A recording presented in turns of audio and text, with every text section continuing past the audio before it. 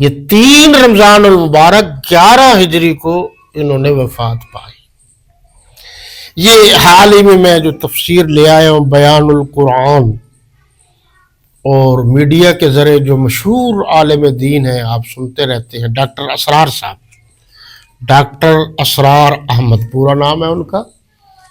اور اگر آپ کا حافظہ تیز ہو تو ایک مرتبہ جب سنی شیعہ کے اختلافات کو ختم کرنے کے لیے ایک ٹیم بنائی گئی، ملی یکجہتی کونسل، ان کا سربراہ ڈاکٹر اسرار احمد صاحب کو بنایا گیا تھا۔ یہ جب مولانا ضیاء الرحمن فاروقی شہید اور مولانا محمد اعظم طارق شہید زندہ تھے، تو انہوں نے کئی دفعہ دونوں فریقوں کو بلایا، تو ایک فریق یعنی رافضی جو ہے وہ نہیں آئے، بار بار نہیں آئے۔ ان کا ایک اعتراض تھا اور وہ اعتراض کر کے بہانہ بنا رہے تھے، آئے نہیں۔ انہوں نے بھی اپنی تفسیر میں لکھا ہے۔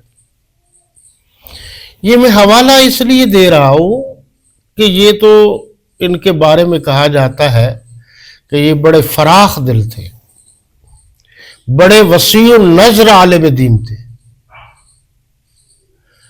ڈاکٹر تھے، مروجہ اور رسمی مولوی نہیں تھے۔ انہوں نے لکھا ہے کہ حضور صلی اللہ علیہ وسلم کی خدیجۃ الکبریٰ رضی اللہ تعالیٰ عنہ کے بطن سے جو اولاد پیدا ہوئی، ان میں زینب، ام کلثوم، رقیہ، فاطمۃ الزہرا یہ بیٹیاں ہو گئیں، اور قاسم، ابراہیم، طیب طاہر بیٹے ہو گئے۔ تو 4 بیٹیاں حضور صلی اللہ علیہ وسلم کی ہیں۔ یہ پکی ٹھکی بات ہے، سوائے بے ایمان لوگوں کے باقی کوئی بھی مسلمانوں کی میں سے کوئی بھی ایسا نہیں جو اللہ کے نبی کی 4 بیٹیوں کا انکار کرے اور کہے ایک ہے۔ ہم نے آپ کو کوثر عطا کی ہے۔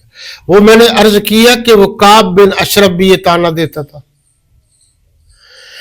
اس وقت اللہ نے یہ سورہ کوثر اتاری کہ یہ کون ہوتی ہے تانا دینے والے؟ آپ دیکھیں گے کہ اللہ کے نبی کی روحانی اولاد وہ بھی قیامت تک ہوگی اور بڑھتی جائے گی، اربوں تک جا پہنچے گی امت مسلمہ۔ اور جو جسمانی اولاد ہے، آپ کی بیٹی سے جو اولاد ہوگی وہ نسل بھی قیامت تک رہے گی۔ ان کے کہنے سے میرے محبوب کچھ نہیں ہوتا، آپ گھبرائیے نہیں، آپ فکر مند نہ ہوں۔ یہ انشاءاللہ جو یہ کہہ رہے ہیں کہ مقطوع نسل ہو جائیں گے، یہ مقطوع ذکر ہو جائیں گے، ایسی کوئی بات نہیں ہے۔ آپ کا ذکر بھی قیامت تک رہے گا، آپ کی نسل بھی قیامت تک رہے گی۔ نسل میں سے ظالم دشمن ہر جگہ چکر دیتا ہے، صرف بی بی فاطمہ الزہرا رضی اللہ تعالی عنہا کے نسل سے سلسلہ آگے نہیں چلا، بلکہ حضور کی ساری بیٹیوں سے سوائے سیدہ رقیہ کے، جو بڑی بیٹی ہیں ان سے بھی آگے نسل چلی ہے۔ یہ بات نہیں ہے، انہی میں سے تو ایک بیٹا تھا سید امامہ کا بھائی جس کا نام علی تھا۔ ایک علی جو ہیں وہ حضور صلی اللہ علیہ وسلم کے داماد ہیں، اور ایک علی جو ہے وہ حضور صلی اللہ علیہ وسلم کے نواسے، بڑے نواسے حضور صلی اللہ علیہ وسلم کے حضرت علی ہیں۔ مولوی حضرات تو ابھی تک حضور کی 4 بیٹیوں کا نام لے لیتے، اتنے ڈرے پوک ہیں، اور میں نے تو 10-12 سال سے حضور کے 4 نواسوں کا نام لینا شروع کر دیا۔ اور یہ کنفرم بات ہے، یہ بات نہیں کہ علماء اہل سنت والجماعت کا اس پر اتفاق اور اتحاد ہے۔ البدایہ والنہایہ کی جلد 5 میں یہ حوالہ جات لکھے ہوئے ہیں، اس پر سارے بزرگوں کا اتفاق ہے کہ نواسے 4 تھے۔ اچھا اس میں سے بھی نسل چلی، اور یہ جو حضرت عثمان غنی ہے رضی اللہ تعالیٰ عنہ، ان کا بیٹا تھا عبداللہ، ہم تو ان کا نام لیتے ہیں سیدنا عبداللہ بن عثمان۔ اب لوگوں سے وہ وقت کی قلت ہوتی ہے، ورنہ بہت سارے نام میرا اور بھی دل چاہتا ہے کہ لیے جائیں۔ بہرحال حضور صلی اللہ علیہ وسلم کا یہ نواسہ، تاریخ کے مطابق ان کا سلسلہ بھی آگے چلا ہے، سلسلہ نسب۔ اور اس کی ایک مثال تو آپ کے سامنے ہے، مثالیں بہت ہیں۔ یہ مولانا مفتی محمد شفیع دیوبندی رحمۃ اللہ تعالی علیہ، جو پاکستان کے پہلے مفتی اعظم تھے، ان کے جو دو بیٹے ہیں، مولانا محمد رفیع عثمانی، مولانا تقی عثمانی اور بھی، تو یہ کس سلسلے سے ہیں؟ یہ حضرت عثمان غنی رضی اللہ عنہ کے خاندان سے، اس لیے تو عثمانی کہلاتے ہیں۔ یہ ہمارے والد توجہ نہیں کرتے، یہ نسل کون کہتا ہے کہ ختم ہو گئی ہے؟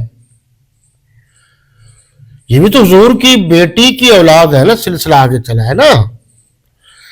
اور بعض مورخین نے تو حضرت بہاؤالدین زکریا رحمۃ اللہ علیہ کے بھی بارے میں بھی لکھا ہے، اور یہ عثمان حجویری جسے آپ داتا گنج بخش کہتے ہیں، ان کے بارے میں بھی لکھا ہے بعض مورخین۔ اور یہ ہمارے جو کشمیر ہے، دونوں کشمیر، جموں کشمیر، آزاد کشمیر، وہاں بھی حضرت عثمان غنی رضی اللہ تعالیٰ عنہ کی اولاد ہے۔ پھر حضرت حسن حسین کی تو ہے، اس میں تو کوئی شک والی بات نہیں ہے، حضرت حسن کی اولاد بھی ہے، حضرت حسین کی اولاد بھی ہے، اور وہ دونوں حضرت بی بی فاطمہ الزہرا رضی اللہ تعالی عنہا کے صاحبزادے ہیں۔ فرمایا ہم نے آپ کو کوثر عطا کی، میرے نبی گھبرائیے نہیں۔ کوثر کے جو لکھا ہے علماء نے 15 معنی،